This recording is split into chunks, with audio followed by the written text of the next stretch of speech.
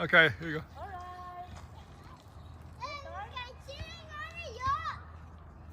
How much per minute, Han? 40 cents.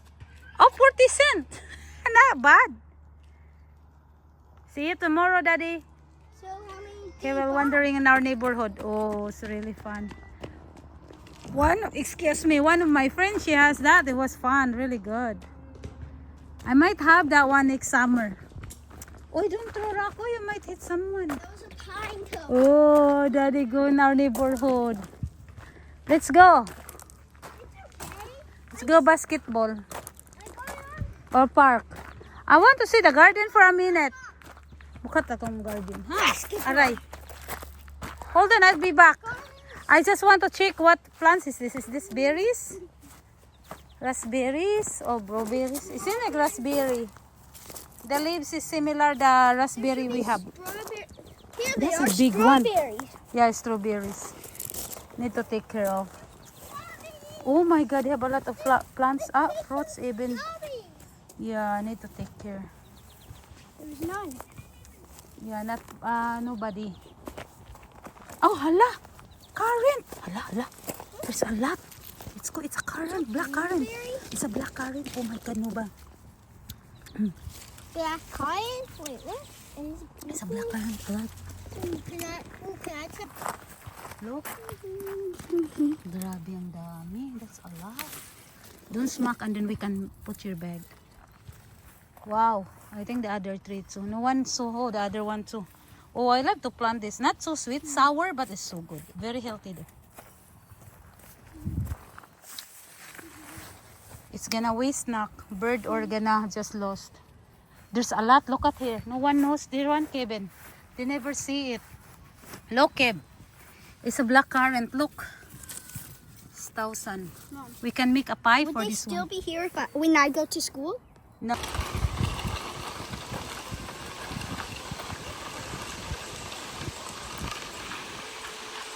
A lot of birds too. Parang ano to ha, man-made. Man-made. Man-made sa Lobok. Sa amin, man-made Lobok sa Bohol. Parang ang man-made oh.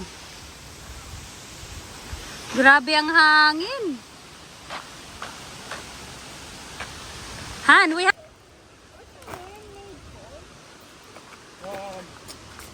If man-made means planted, right? This forestry naturally. This one natural. Planted. Man-made.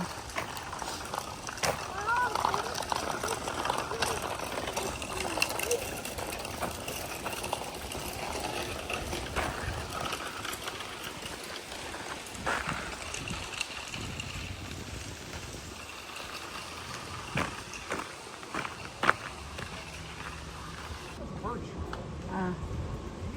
Can you draw on that? Can you draw on that?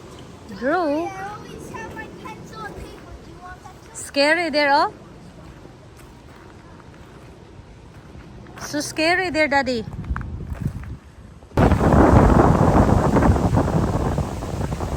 Mga Pilipino, oh. Linggo dito sa may liga. Liga. And then dito tayo sa Centennial Park. Ooh, yum yum. Don't fly. You can fly your ice cream, buwang. Oh, look, so windy. Nice view. We should go down too. Huh? Oh, you're saying that?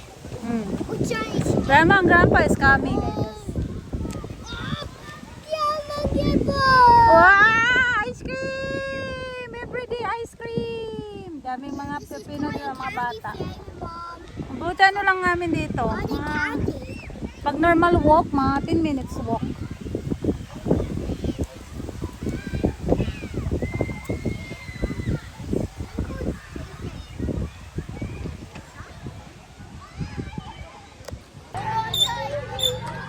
Hold on tight! Kami was non-stop.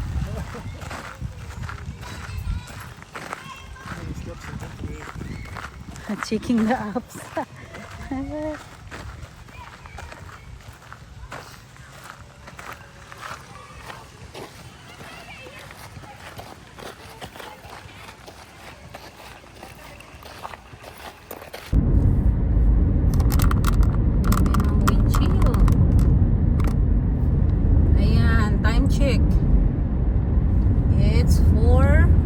10:52 a.m. Hatid sa asawa sa airport. Ayan, kailangan multitasking asawa. Kung porkit naka-affirm, maging tamad, joke. Then, nasa tao lang talaga yun, no? Kung ganun na talaga, ganun, hindi mo mabiblame. Iba-iba ang tao. So, anyway, may nag-comment doon. Reply natin habang nagdadrive. On the way home na ako. Hindi ata kaya mag-record. Madilim. Yun pala, may nag-comment doon na basahin nga natin mamaya kasi malabo guys, madilim. Uwi muna ako, baka today may chance ako maka-reply sa mga comment, isa-isahin natin.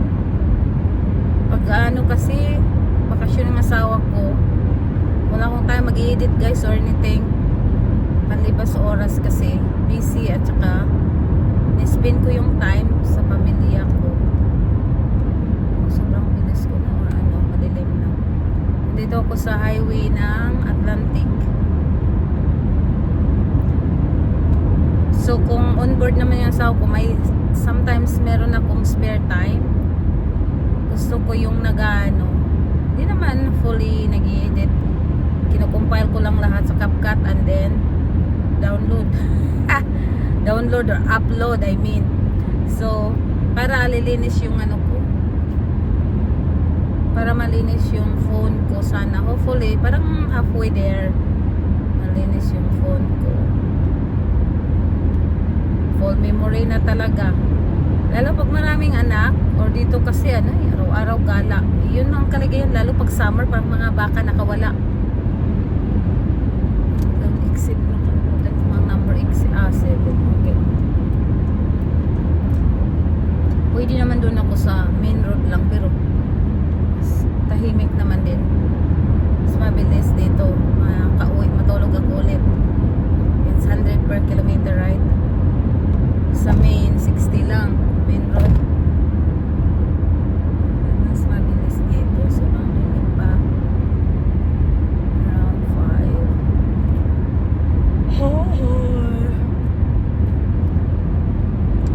Baka maka-chance ako mamaya, guys. Minsan kasi pag nag-compile ako or except sa magre-record ng video, minsan kasi kailangan perfecto. Or nakakatulong ko rin guys na laking tulong ko yung harap ng camera sa public. Dati kasi hindi ako komportable.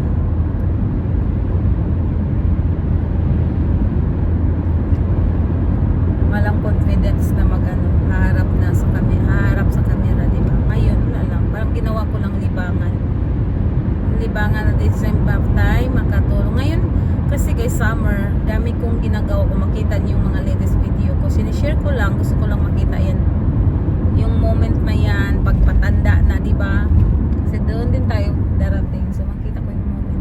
Sobrang busy yung project ko sa backyard. Alam niyo naman,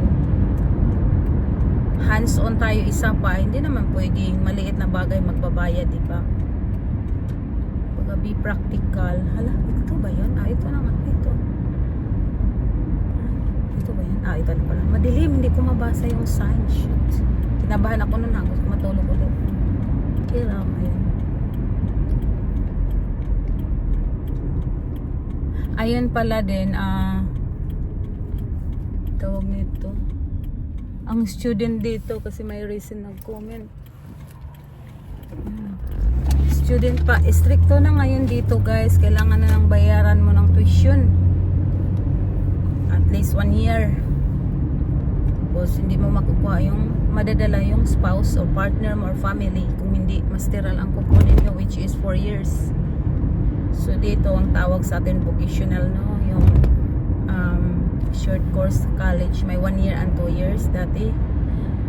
Magbabago din to one day kasi election, may halo kasi hindi may iwasan, pero may halo ding political kasi nag-change din sila ng mga regulation. Pero sobra na talagang dami dito guys. Kung makita niyo yung Canada Day dati 2020, paglipat namin galing Ontario, kunti lang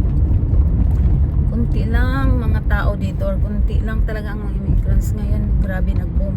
Ang majority dito ha, yung rate na immigrants Filipino. And tapos dumami na din sila umpisa Indian, mga pana, tapos may mga itim. Sa trabaho namin guys, kunti na lang mga puti. Lalo kung sa production, 98% na Filipino.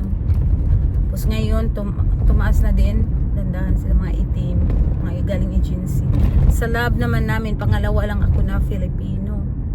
Una talaga isa lang, before wala, tapos may isa nakapasok. Yung palagi kong katrabaho ko ngayon, si Mariel. Shout out Mariel, taga Kapampangan or Pampanga? Kapampangan ba yung mga Pampanga? Hindi ako masyadong sa probinsya ng Pinas. So anyway, dito na ako. Nabuo ako guys. Dalawa lang kami Filipino. Sa kabilang team, kasi team A and B. Sa team B, kasi doon ako naka-apply ng interim, tapos doon ako na-training. Walang Filipino, ako lang mag-isa. Ngayon sa team B, dalawa kami. So thank you dito po. Hopefully yung asawa ko ada good flight. Uy, garbage day, recycle and compost. Well, dito na ako sa bahay. Have a good one guys. See you next vlog. I'm gonna do my best sa comment. Isa-isahin ko. Pasensya na guys, wala time. Have a good one. Bye bye. Hi daddy. I can say hi, Dad. Miss you, Daddy. Hi, Dad. We're the bakers. We're the Bakers? bakers. Yeah. What you guys bake? We're We're baking. making soup for you. You ordered extra spicy, right? Extra spicy. We put I'm a crumb excited of, for my we lunch. put a crumb of ghost pepper. See, how's your flight, Daddy? I Ask put Daddy some first. gingers. Gingers, that's right. And That's we my put a favorite. crumb of ghost pepper. Oh no, goose. See, how's your flight, It's Daddy? okay. It's not you ghost like haunted. It's just a pepper, but it's not. The Mhm. pepper is really, really Ask spicy. Daddy, how's your flight, Daddy? Yeah, the pepper is really. Boys, really you want to spicy, ice? But Uh-huh. I add some. Excited for no, cooking this, guys? I add some lettuce. Oh, nice, yummy. It won't be spicy anymore. You guys want to see how's Daddy And flight? So and we put sweet onion. Yung mga compost dyan ay ilagay natin yan sa plano natin na next garden. Grabe, ang dami oh. Ito na kuha ko na isang bowl dyan na side. Ito naman punong-puno oh. Grabe. Gloves tayo, to, matinik tong raspberry, yung klaseng raspberry. Ito may raspberry namang hindi matinik, pero ito ang nabili namin 2 years ago.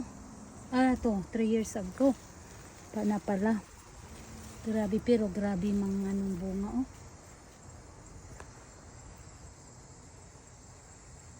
Ang dami, andyan pa. Tapos marami to sa ilalim. Kaya kailangan naka-gloves para makuha talaga yung ilalim. Ayan, natakpan na. Sana yan. Ayan oh. Kailangan wahinin mo. Dami oh. Sa ilalim. So, ang nabili namin, maliit lang, parang ganit. Tapos tinanim namin, dumami siya. Nakabigay pa ako ng kaibigan ko i-transfer. Kalimutan ko sabihin ni Kuya, baka gusto niya magtanim siya. Ayan. Kuha tayo muna. Kaya lang ha. Harvest muna tayo.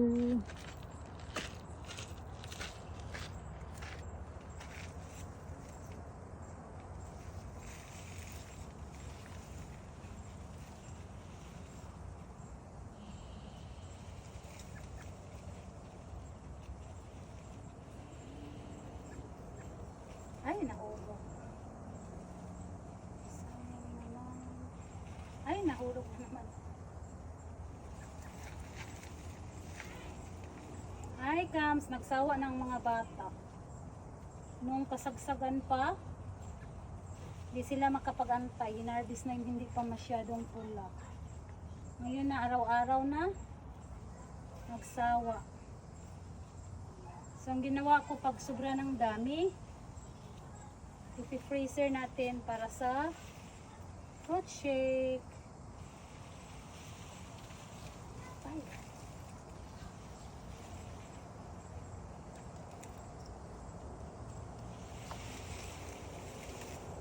Ang lalaki.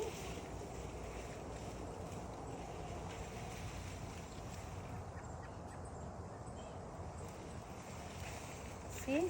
Dami. Isang ano lang to. Tingnan nyo. Dami no, ang lalaki. Nadudurog yung iba.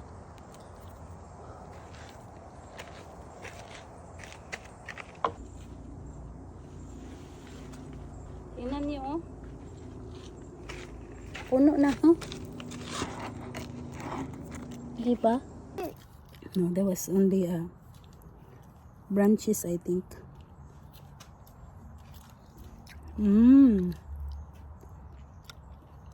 No, so dirty. I could say.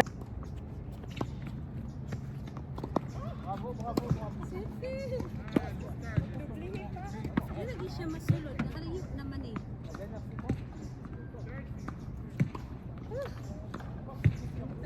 Humid kayo, no?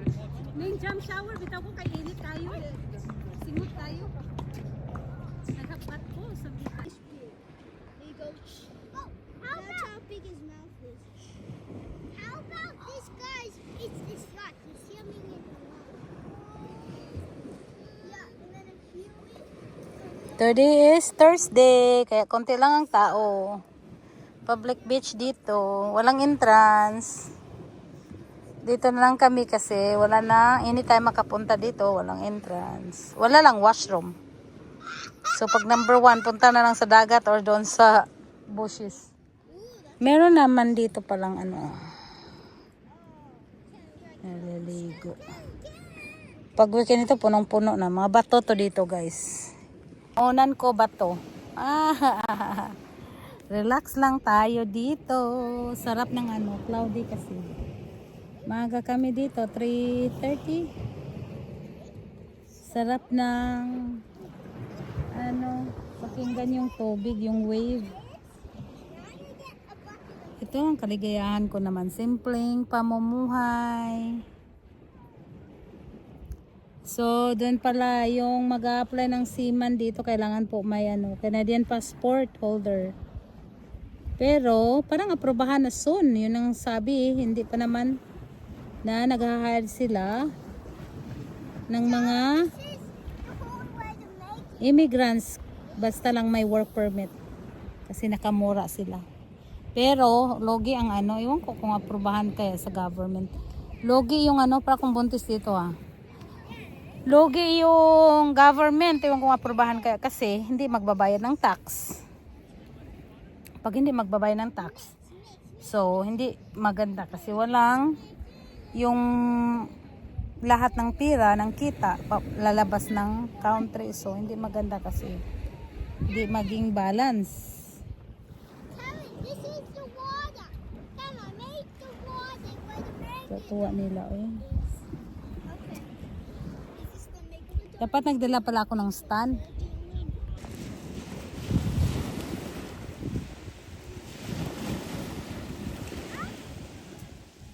Yeah, you can go. Don't be scared. Oh, that's so deep, Kib.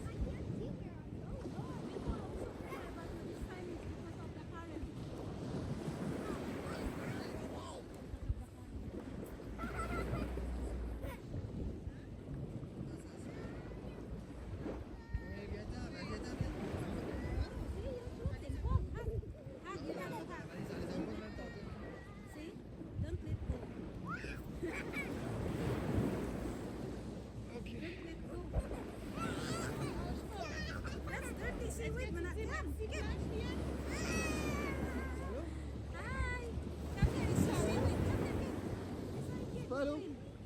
Ah, tata na lang, anak. Oh, taas yan po, Mark. Voilà. Let's go. Alors ça, le jaune,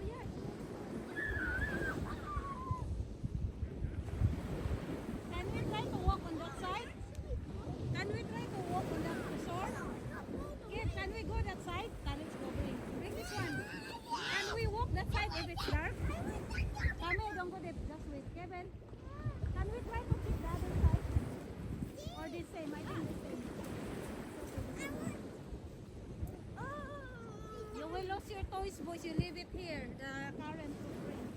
Huh? I like to walk with a no.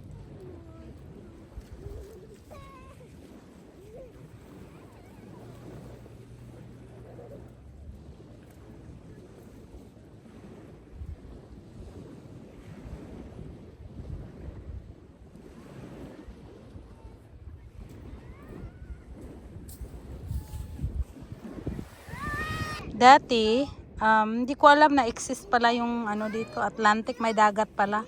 So Ontario kasi ano lang, lake. Lamig-lamig pa. Marumi siya tingnan, pero okay na carry na ano, tawag nito, seaweed lang naman yan. Pero sa ilalim, ano siya, dahan-dahan na pala, ano, shallow, mga ilang meter ba yan bago maglalim. So not so bad, safe sa mga bata. So, low tide ngayon, kaya maraming seaweed. Pero malinis ang ilalim, wala yung mga seaweed under. Una, mabato, mga 3 feet, tapos pagpunta ng, 2 feet, mga, pagdating mo ng mga 2.5, 3 feet, wala nang bato. Bangin na. So, sobrang linis, liguan. Wala ding washroom dito. Sobrang linis, ay may naliligo. Bukas marami to kasi Friday. Weekend ang dami. May ano ditong mga sinusunog ng kahoy, oh. Saan na ba yun? Kasi nag-iihaw kami dito pag maraming kasama. So anyway, yung mga nagtatanong paano pag-apply dito sa dito na hindi daw ma-scam or paano daw malaman na scam. I-check nyo po guys yung ano, job offer. May number sila, diba? I-search nyo po sa jobbank.ca. Yan po ang legal or eligible na, ang tawag nun, eligible. Ano ba tawag nito? Nakahiga kasi ako nagsasalita eh. Yan po ang legit dito na site, government site, government site na jobbank.ca. Jobbank.ca. I-filter nyo lang, pwede naman hindi. So, pwede din filter nyo yung country, tapos check nyo yung job bank. Kung wala dyan, ibig sabihin, magano na kayo. Red flag na yan, red flag. So, pero kung hindi kayo hihingian, no, go. Pero kung usually kasi, yung iba, sakayin lang kayo, parang ano ba, pamain lang, no? clickbait lang ba? O ganito, tapos ito lang bayaran or registration lang. Ganun talagang mga scammer guys, no? Pero kung malalaking company, sila na po maggasto kahit pamasahe nyo. Pero kung family nyo or ano, depende sa usapan nyo. Pero ang gasto talaga sa LMIA for work permit, so, kailangan nyo ng LMIA, diba? So ang employer dito, kailangan papasa.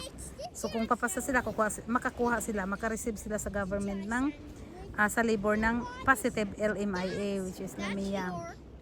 Pero kung wala, big sabihin, wala sila sa job bank.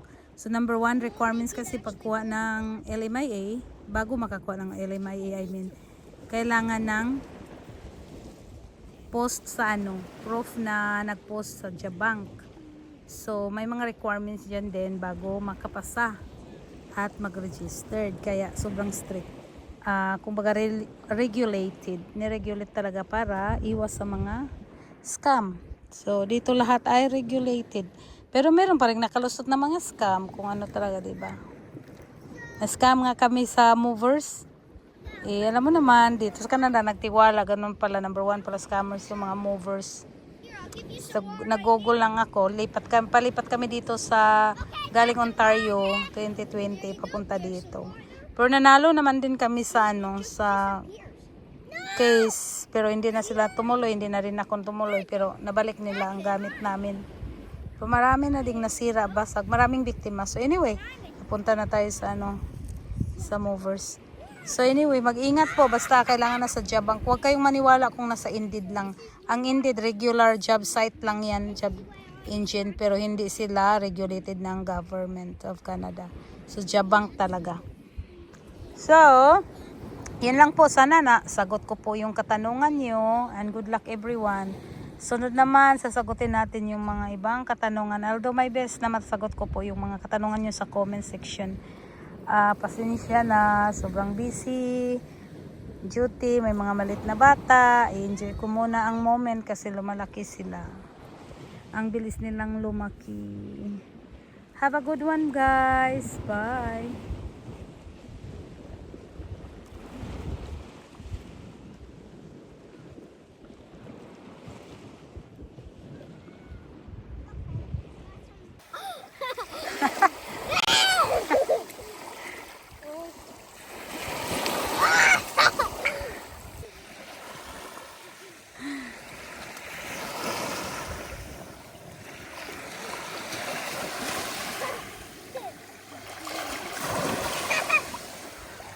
I saw someone swimming there. Hello guys. So tapos na tayo dagat. Ngayon, nag-request ang mga alaga. Gusto daw ng KFC. Nadala kami sa Popeyes. So karaoke naman dito. Mga dalawang beses kami nag-order recently. Plus yung kumain kami kasama yung katrabaho namin. Sobrang alat. Ano ba nangyari? Parang wala din silang reviews sa website. Tinignan ko yung Popeyes. So ngayon, parang nadala ako maalat. Balik tayo sa KFC. So dito, kung makita nyo, scan ng scan. Guys, kapatid ko nung una sa McDo. Either McDo or KFC. Basta yung mga chicken joys dito. Walang rice. Kaya pa yung kapatid ko, scan siya ng touch. Saan ba yung hinahanap niya? Sabi ko, yun ang hinahanap mo. Rice pala. Walang rice dito guys. Sa Jollibee, McDo, KFC, wala pong rice. So ngayon naghanap tayo ng KFC dito sa Mountain Road. Knock-out na yung isa. One down, one still alive. So galing kami sa highway. Exit ako dito. Buti marunong na ako sa shortcut dito banda pahit sa Mountain Road. Anyway, dito tayo sa High Street. Ito tayo KFC. So, you like to order? You like to order chicken and french fries? Buang magka. Oh, don't do that, your eyes. That's creepy. Nagkabi tayo ng KFC.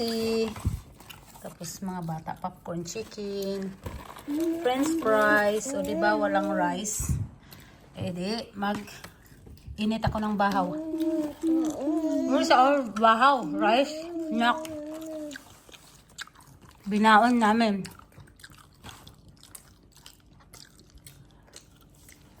Family package na to. Really sweet, $33.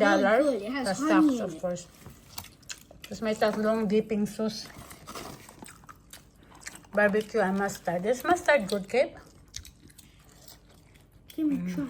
Try Hindi this. masyadong It's so maalat. good. It's like this. May chips na ba sa Pinas? Na meron na. Don't say the name.